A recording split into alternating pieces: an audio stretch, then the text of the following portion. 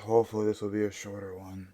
Sonic Adventure 2 was a good game, but not good enough to magically save the Dreamcast. The company almost went bankrupt, but were given one more opportunity to save themselves. See, the CEO of the company, Isao Okawa, had passed away, but a little before this he forgave Sega's debts and returned his stock back to the company, which single-handedly saved their asses. Sega then made the decision to abandon the console market and become third-party developers/publishers. This led to Sonic making his third-party debut with Sonic Adventure 2 Battle on the GameCube and Sonic Advance on the Game Boy Advance. Sonic being on Nintendo platforms isn't something we think about much today, but back then that was a weird thing to see transpire, especially with how aggressive Sega was with the marketing against Nintendo in the 90s. Also, Sonic Adventure 2 Battle was the version of the game I played for the last video, as that's what the Steam version is based on. This version doesn't change the story or anything, all it added was more multiplayer stuff and it updated the texture quality a bit from the Dreamcast game, so I still played it for the video. But yeah, Sega is a third party now, and with one new 2D platform out on GBA and Sonic Adventure 2 Battle already making a splash on the GameCube, it was time for Sonic to get a new original game, this time on every major current gen platform. This game was Sonic Heroes.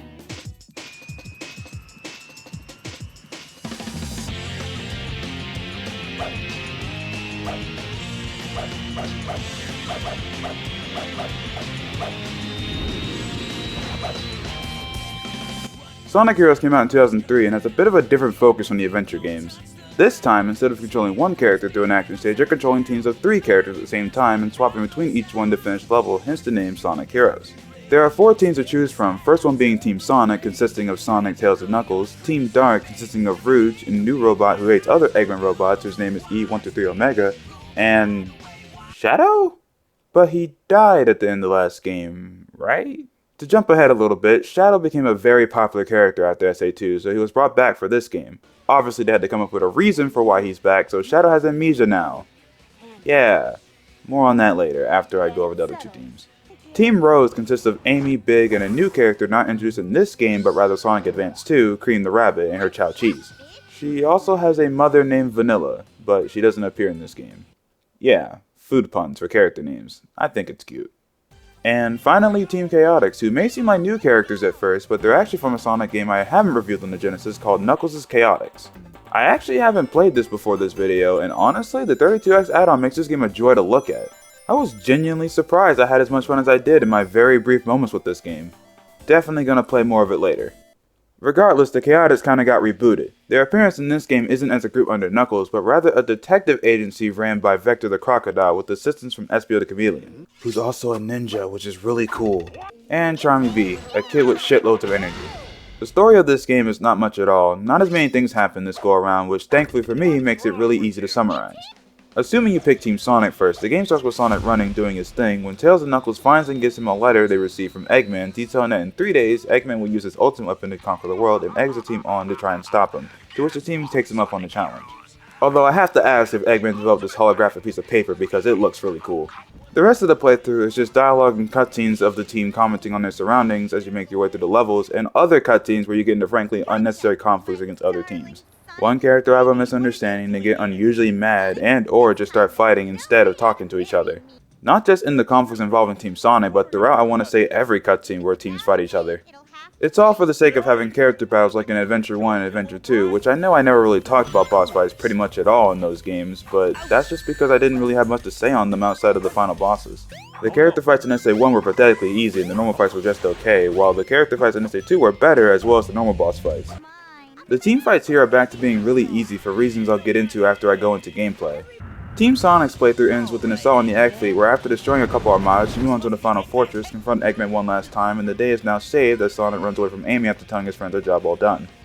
Every story ends here with the final battle against Eggman, it's just that the others have different reasons for being involved.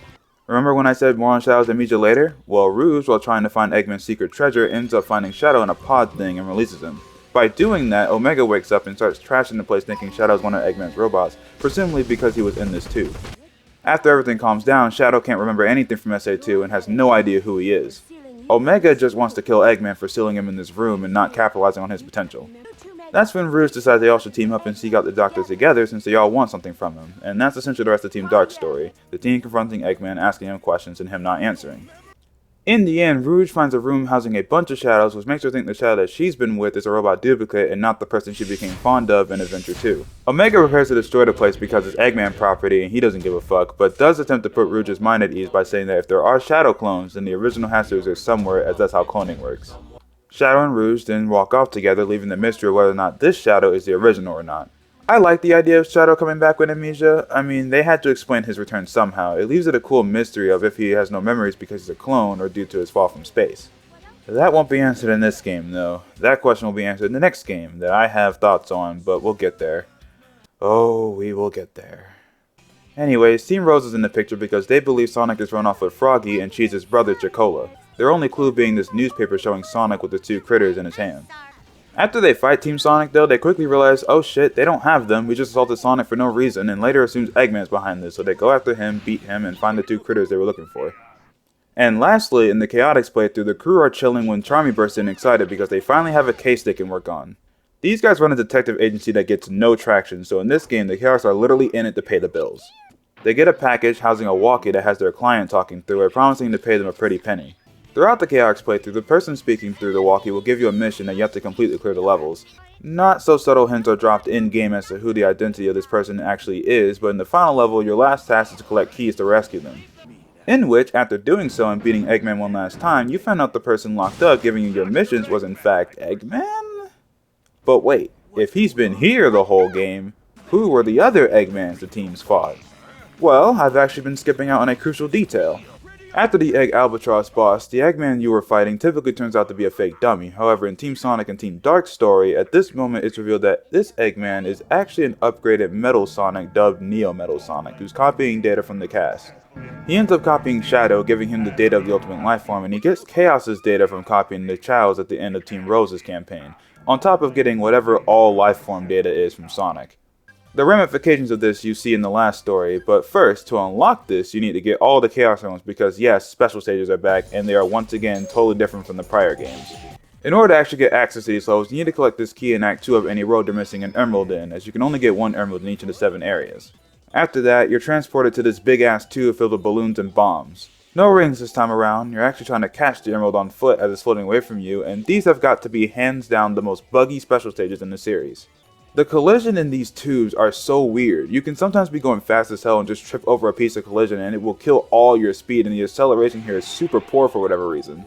You're supposed to collect the balloons and fill your boost meter in the top right and then hold the button to run faster to catch the emerald. Everyone seems to have a different method of doing these that works, but my method is collecting balloons to get boost and holding down the button.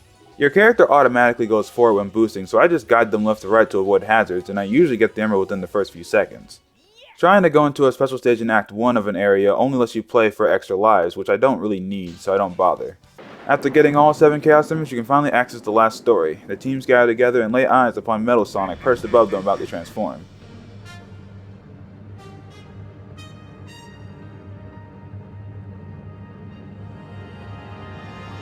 All living things kneel before your master.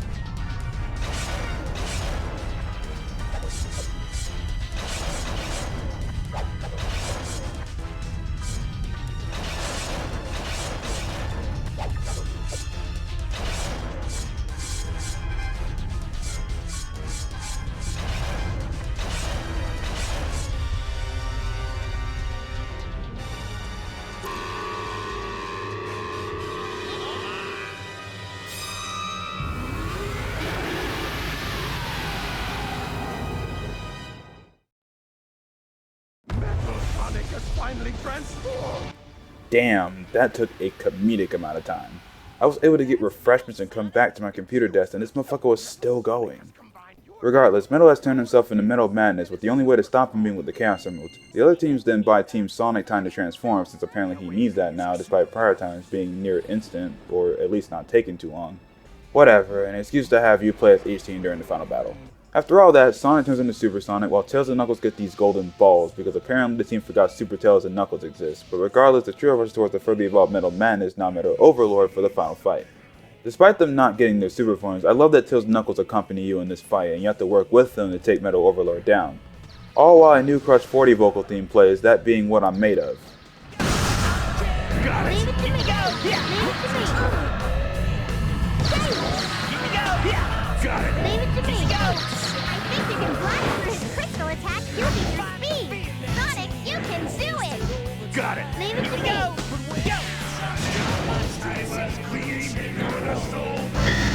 Anyways, a flurry of team attacks later and Metal Overlord is finished, complete with this cool ass results screen after Metal's speech.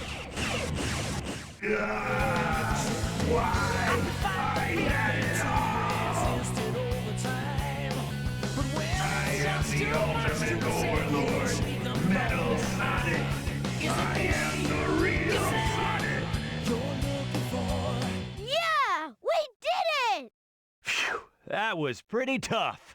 Too bad it's all over. For you!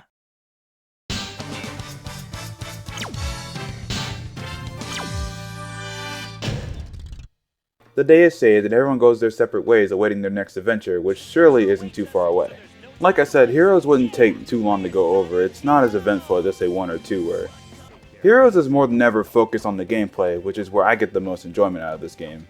As stated earlier, you're in teams of 3. I played this on the Dolphin emulator with the Xbox 360 controller, so for me, switching between the leader character was with the Y and B button, with X being the action button. Swapping characters in these fast-paced levels whenever you need them is super satisfying and quick to boot. Characters are broken up into types, with Sonic, Shadow, Amy, and Espio being speed types, Tails, Rouge, Cream, and Charmy being fly types, and Knuckles, Omega, Big, and Vector being the power types.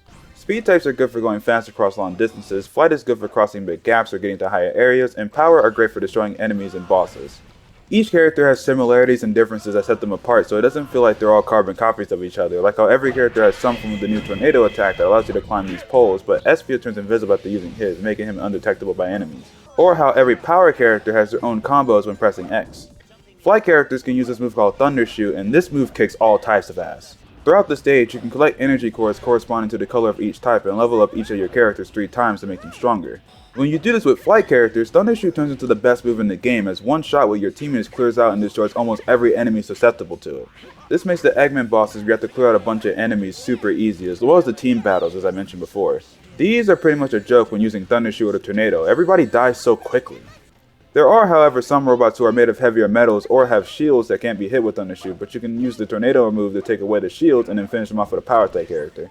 Swapping between character types throughout the levels when they're needed is super satisfying, and the sound design when destroying robots and collecting power cores is really good. I also like using the Rocket Excel with the speed characters. While it's not the spin dash, the Rocket Excel itself is no slouch, so you can get some really good speed with it and use it for shortcuts if you know what you're doing. The key is to hold the button, then loop in a circle so your teammates are lined up behind you, and then press the button again and then they will push you forward really fast. If you're level 3 when doing this, you can even destroy enemies with it. Power characters all have different combo finishers depending on what level they are, with the third level making you the most destructive. Power types are pretty much the answer to every boss that you can reasonably hit, like the Egg Hawk. A lot of these types of bosses involve just mashing X until the boss dies from your power type, or mashing A until your boss dies from homing attack spam. Or in the Egg Emperor's case, mashing Thunder Shoot. There's also fans in a lot of levels that power types can perform another new move called the Triangle Dive Over, which is essentially a glide but while holding your teammates' hands to move together. Sonic, Shadow, and Espio also have a new move called the Triangle Jump, letting them bounce between walls and hallways across pits, which looks sick as fuck. There's also a lot of neat things in this game like loot splitting into 3 and incentivizing you to use your power type characters while going through them, since depending on what leader you're using, everyone lines up different, with power types having everyone spread out to cover the loot. They really go all in on the team aspect, even including another new ability called the Team Blast. This action has the gauge at the top right that fills up whenever you collect rings and destroy enemies, and once it's full, you get essentially a screen nuke and a secondary effect depending on your team. Team Sonic gets the light speed attack, which is essentially another screen clearing move. It's pretty awesome. Team Dark activates Chaos Control, freezing time, stopping everything in the stage until the meter runs out. This is cool for making the timer stop, allowing you to make better times in their stages, and also can make it to where enemies never spawn or obstacle zone move, so you can zip past things easier. Team Rose's Team Blast is the most busted though. You get the screen nuke like all the other teams, but you also get a shield, invincibility, and 1 level up for each team member. Don't think I need to explain how cool that is. Team Chaotic is a screen nuke that gives you rings for every enemy you destroy, which in some cases if you get enough you'll just straight up get another Team Blast to use for later, which rocks. There's also a glitch you can do to fill the Team Blast at any time really fast by hitting the switch character button and thunder shooting at the same time, which absolutely breaks the game but makes late game stages easier, and even the final boss is susceptible to this cheese, which makes it funny. Every team is kind of like a difficulty select, with Team Sonic being normal mode, Dark is hard, Rose is easy, and Chaotix as mentioned before is mission based, so the difficulty may vary on their levels, but it never gets that difficult. This is definitely for me one of the most replayable Sonic games, but that's after coming to terms with this game's annoying ass issues. For starters, the ground control of these characters are slippery as hell for some reason. Plenty of times I've accidentally slipped off platforms due to weird momentum, or I'll get hit and slide so far back I fall off the stage. I'm not done with the sliding either. These combos for the power type characters, specifically Knuckles and Omega, oh my god, the moves look sick, but falling off the stage due to how far forward you can go when holding forward during them is annoying as hell. This shit will cost you A ranks in these stages because yes, rankings are back, but what makes it annoying is the fact that some of these stages can be pretty long, so dying in the middle or god forbid the end of a lengthy level when you're going for A ranks can be super frustrating sometimes. Heroes in general has a level of jank to it that if you can't work past, you probably won't have a good time with this one. I've been playing this game since I was in middle school, and even back then I didn't have that much of an issue with the jank, but that doesn't mean over the years I haven't gotten even better at playing around it. Like using the power character's air attack to dispose of enemies on dangerous platforms, or making sure to slow down before doing a light speed dash to minimize the chance of it bugging out at high speeds. Using the flight characters for better ground control, etc, etc. These are things I just learned over the years of playing on top of having the levels memorized, so I know how to optimally move through them without much issue while having fun, but for a first timer I have no idea what they would think of Sonic Heroes. The level design is genuinely really good shit, combat is fun and satisfying when you know how to minimize the sliding around, characters do have distinct enough differences whether it be unique moves they have or aesthetic changes, the game looks gorgeous for a game from the GameCube era, and the soundtrack, do I even need to say that the Sonic OST is good? Shout out to the spooky haunted levels for not only being my favorite stages in the game, but also housing some of my favorite tracks. Hang Castle and Misty Mansions are so good, as well as the rest of the album. However, it cannot be denied the level of janking is present, and just in general having I want to say a steeper learning curve than SA1 and 2, this game definitely asks more from you. Not just from its challenge, but what it asks you to put up with. It's not the hardest Sonic game ever, nothing like that, but while I personally love Sonic Heroes, I wouldn't be surprised if someone came out feeling different given the prior reasons stated. Oh, and this game has multiplayer too, but once again no one to play with, so I can't show it. You unlock that stuff with emblems once again, only 120 this time though, and all you have to do is play the extra missions in the challenge mode, where along with being able to casually replay stages, you get one extra mission per level. Team Sonic is a time limit put in every level, Dark asks you to defeat 100 enemies, Rose collect 200 rings, and Chaotix is just a spin on that level's mission, like making you collect even more crabs in Seaside Hill. Wasn't going for 100% for this video, so I didn't bother with a lot of these, but you do get super hard mode for getting all the emblems and A rank, which to this day I've never played, but I want to one day. Anyways, that's it for Sonic Heroes, a game I love that can be janky as hell. But next time, we're going to be stepping into some rocky territory, as the next video is Shadow the Hedgehog, and after that is the final video, Sonic the Hedgehog, or Sonic 06. I have no idea how the Shadow video is going to turn out. I haven't fully played Shadow in ages it feels like, but I know for a fact it'll be interesting. Regardless, I hope y'all have a great day, and Merry Christmas. It is that time of year after all. See y'all next time.